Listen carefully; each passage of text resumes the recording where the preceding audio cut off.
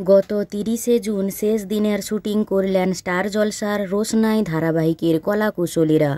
চলতি মাসেই অন্তিম পর্ব সম্প্রচার হবে ম্যাজিক মোমেন্টস মোশন পিকচার্স প্রযোজিত এই ধারাবাহিকের। প্রসঙ্গত ২০২৪ সালের ২৫শে এপ্রিল শুরু হয়েছিল আরণ্যক ও রোশনাই জুটির পথ চলা। সম্ভবত প্রায় ১ বছর ৩ মাস ছুঁয়ে ৪৪০ পর্ব অতিক্রম করে শেষ হবে রোশনাই ধারাবাহিকের শেষ দিনের শুটিংয়ে চোখে জল পর্দার রোশনাইয়ের। অভিনেত্রী তিয়াসা লেপচাকে এত কম দিন দেখেছিল রোশনাই চরিত্রে দর্শকরা।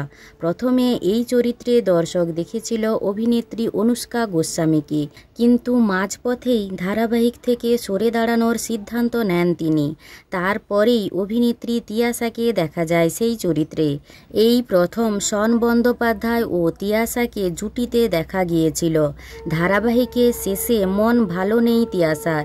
আনন্দবাজার.কমে অভিনেত্রী বলেন, সকাল থেকে কোনো তাড়াহুড়ো নেই, কল টাইম নেই। আজকের সকালটা সত্যি অন্যরকম। প্রতিদিন 14 ঘন্টা শুটিং, সেটাই কাটে আমাদের। একটা ছুটি পেলে ভালো লাগে, কিন্তু আবার কাজ একেবারে না থাকলে খুব মন খারাপ হয়।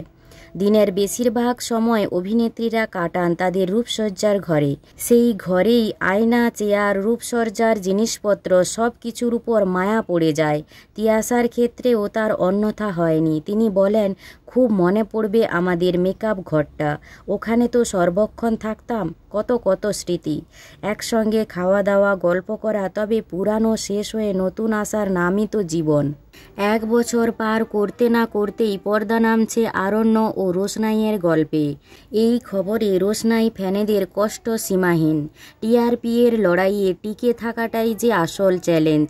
আর আবারও তা প্রমাণ করল রোশনাই ধারাবাহিকটি। সেরা 5-এ জায়গা না পাওয়াতে ইতি পড়ছে শন তিয়াসার গল্পে। কার প্রিয় ধারাবাহিক ছিল এই রোশনাই ধারাবাহিকটি? কমেন্ট করে জানান। আর ভিডিওটি ভালো লাগলে একটি লাইক করে পিউ14 পেজটি ফলো করুন।